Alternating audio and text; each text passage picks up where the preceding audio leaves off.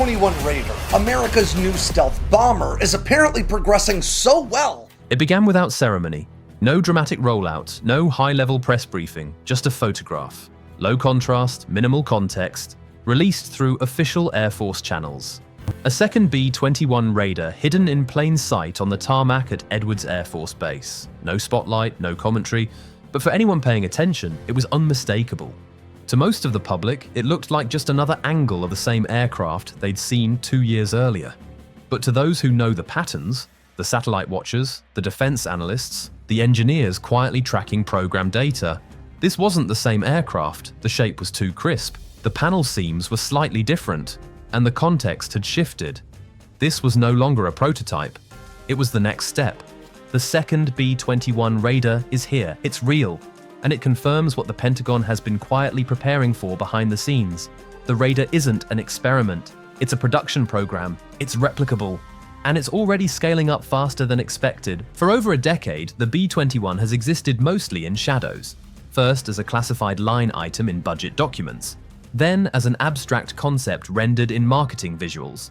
Then, in 2022, as a solitary aircraft revealed under carefully choreographed lighting in Palmdale.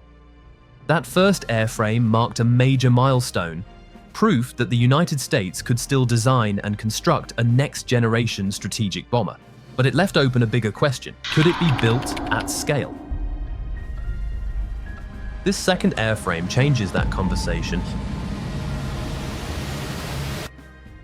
Its quiet rollout wasn't designed to impress the public. It wasn't meant to make headlines. It was meant to send a different kind of message, one received not through words, but through implication.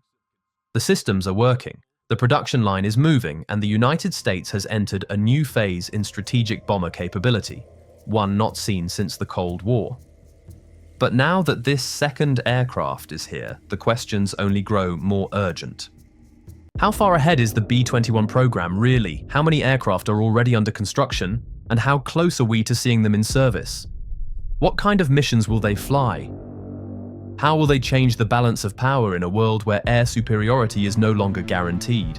And more to the point, why is this happening now?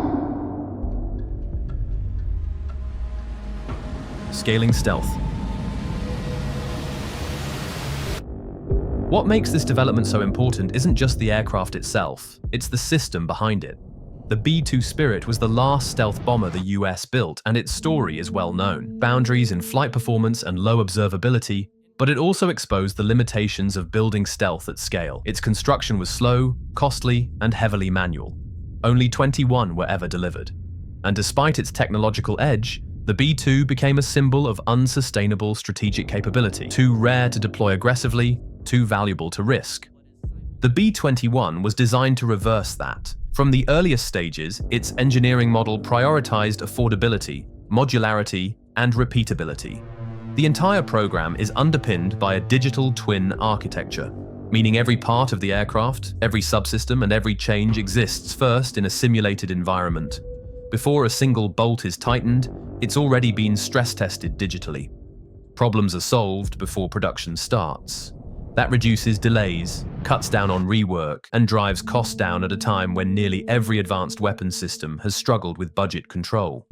The second B-21 was assembled under those conditions, and its smooth rollout indicates that those systems are working. The aircraft was not just produced, it was built efficiently, within program pacing, and with systems integration already underway. For a next-generation stealth platform, that's a rare achievement. Palmdale and the Future Force.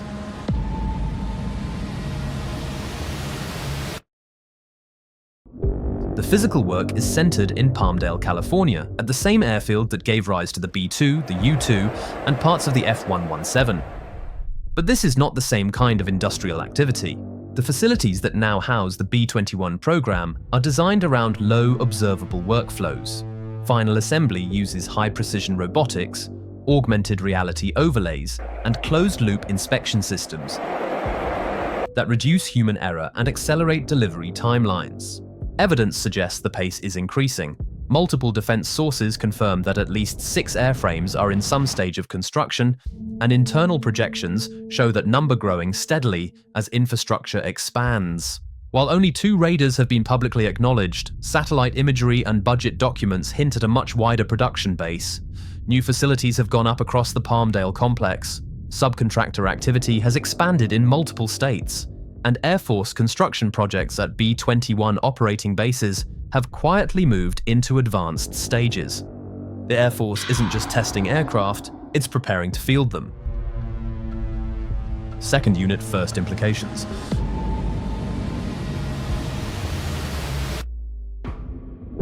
While the first B-21 was used primarily for airframe validation and early systems integration, the second aircraft marks the beginning of operational test readiness. It will be used to validate systems performance, mission loadouts, and maintenance procedures.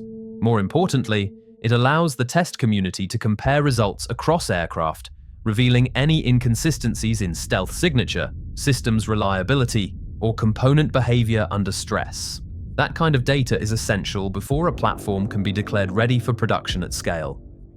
There's also the question of refinement. Most major aviation programs apply rapid updates between the first and second test articles, and the B-21 is no different. Observers have noted slight variations in panel shaping, access hatches, and inlet treatments, the kinds of changes that come from testing, not theory.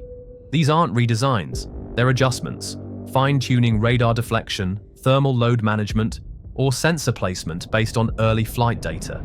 It suggests a program that's agile, learning fast, and applying those lessons in real time. That cycle, build, test, refine, repeat, is the heart of the radar's strategy, and now it's active. Flight testing, strategic intent, and the rise of the radar. The B-21 radar didn't take its first flight with a global audience watching. There was no live countdown, no media presence, no sweeping aerial footage released in real time. Instead, the aircraft lifted off quietly from Edwards Air Force Base under a classified test plan, with only a handful of long-lens photos later confirmed by officials. But for those who study aerospace timelines, that one silent takeoff carried enormous weight. That first flight, which reportedly took place in late 2023, was more than just a test of airworthiness. It marked the beginning of a new phase in American airpower, one defined not just by technology, but by pace, because what followed wasn't a months-long wait for data review or rework. The B-21 returned to the skies within days, then again, and again. As of mid-2025, test flight frequency has steadily increased. Reports suggest the aircraft is flying as often as twice per week. With flight durations expanding and system evaluations deepening with each sortie. This tempo tells a story. It means the flight control systems are stable. It means core avionics and structural performance are performing within tolerances. And it means the Air Force is confident enough to keep pushing forward, not cautiously, but actively. Flight testing is revealing more than just aerodynamic performance. This is where the B-21's integrated systems begin to prove their architecture. Radar absorption is analyzed in real-world weather. Electronic warfare modules are exposed to external threats. Communication links are stress-tested under jamming conditions. Every data point feeds back into the program's digital twin, allowing engineers to update software, refine control surfaces, and iterate new solutions without interrupting the physical test schedule.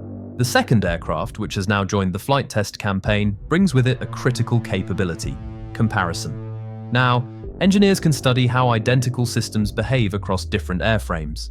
They can measure variation, test failure points, validate manufacturing tolerances, and most importantly, confirm that performance isn't just repeatable, it's scalable. This is essential because the B-21 isn't designed to be rare. The Air Force isn't investing in a boutique bomber, it's building the foundation of its future long-range strike force, and that means volume.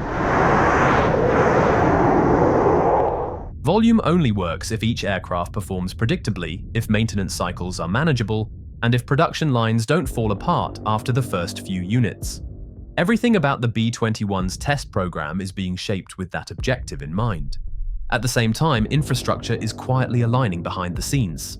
Ellsworth Air Force Base in South Dakota has been designated as the first operational home of the radar, with Whiteman AFB and Dias AFB expected to follow. Construction projects are already underway. Hangars, hardened shelters, training facilities, and new security protocols are being built specifically for this aircraft, optimized for both stealth protection and rapid sortie generation. The Air Force isn't just preparing to house the B-21, it's preparing to launch it at scale. That process also includes a completely redesigned training pipeline. While the Raider shares some conceptual DNA with the B-2, its onboard systems, mission architecture, and cockpit interface are fundamentally different. This isn't an upgraded version of an old aircraft.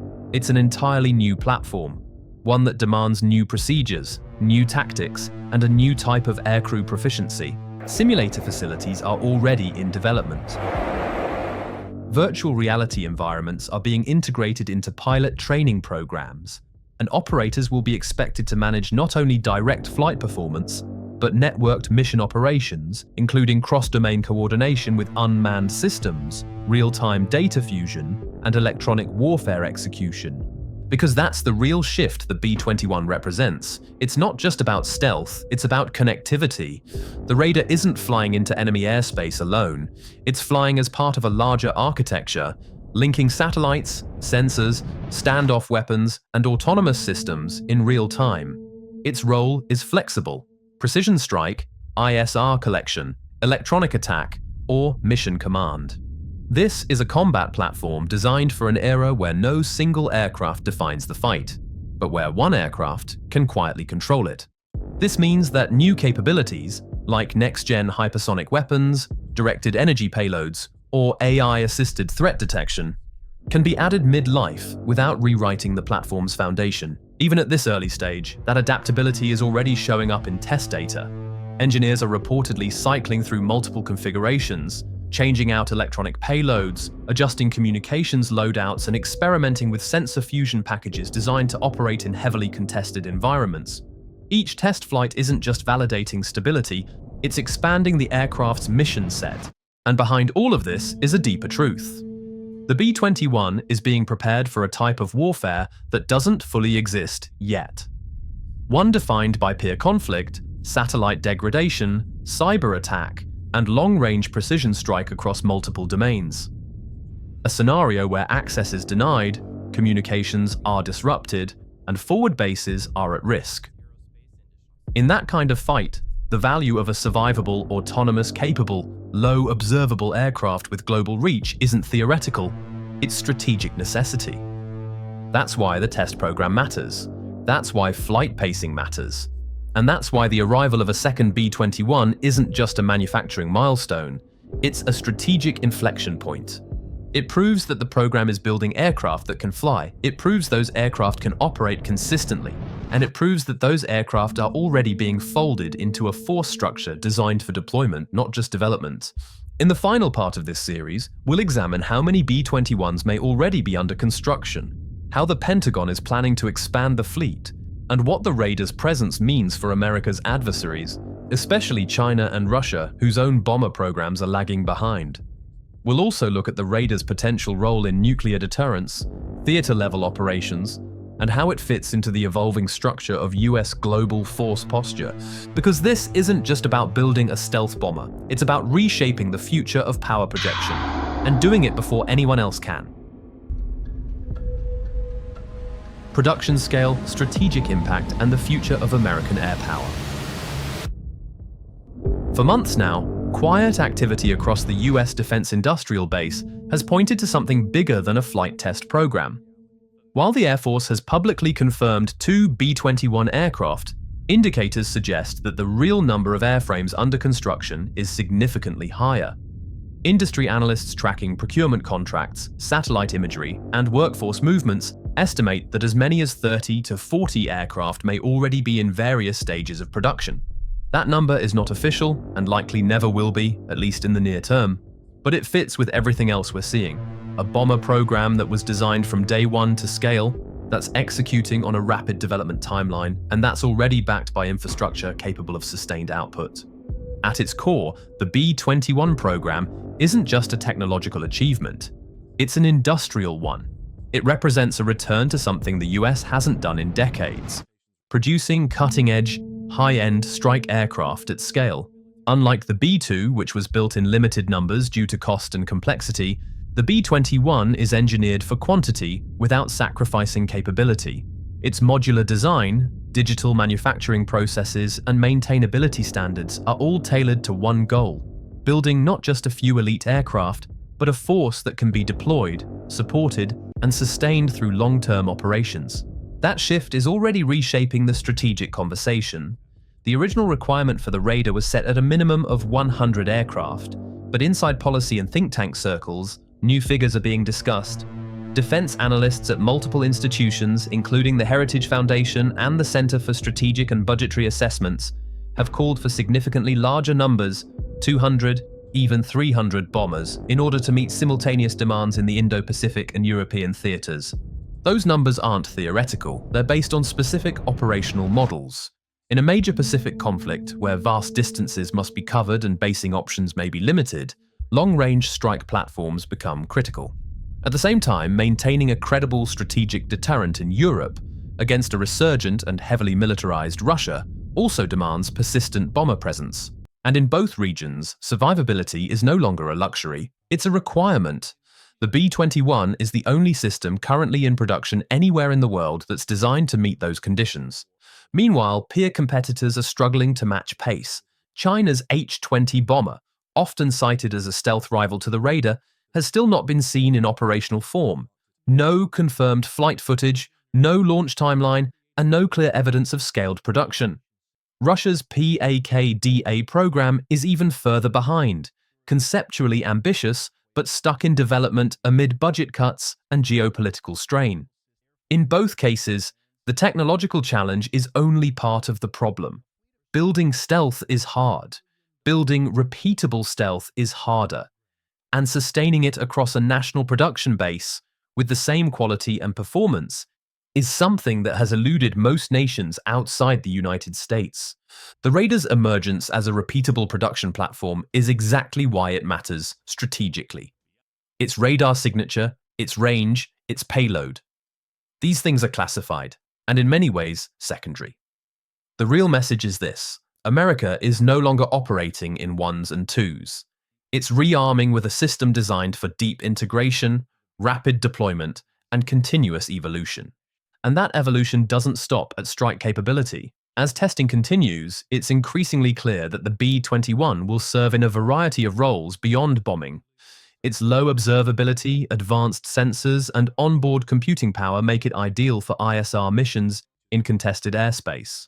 Its open architecture means it can absorb new payloads, including future hypersonic weapons, air-launched decoys, and electronic warfare packages, and its networking capabilities mean it may serve as a battle manager for unmanned systems, coordinating drones, gathering target data, and fusing information across domains. In short, the B-21 isn't just a weapon, it's a node in a larger architecture, one that spans land, sea, air, space, and cyber. That's what makes it different. That's what makes it future-proof. And that's what makes it central to America's next-generation force posture. As of now, initial operational capability is still projected for 2027, but all signs point to a program that's accelerating. Facilities are expanding, bases are preparing, aircrews are training, and production lines are ramping up. This isn't early-stage experimentation anymore, it's execution. And with every completed airframe, that message becomes clearer. America is not retreating from the skies, it's quietly taking control of them again. The second B-21 was never meant to be a spectacle. It wasn't revealed for attention, it was revealed because it no longer needed to be hidden. And that's the most powerful indicator of all. Not what was said, but what was shown. The future of American air power isn't being announced. It's being built, quietly, precisely, and faster than expected.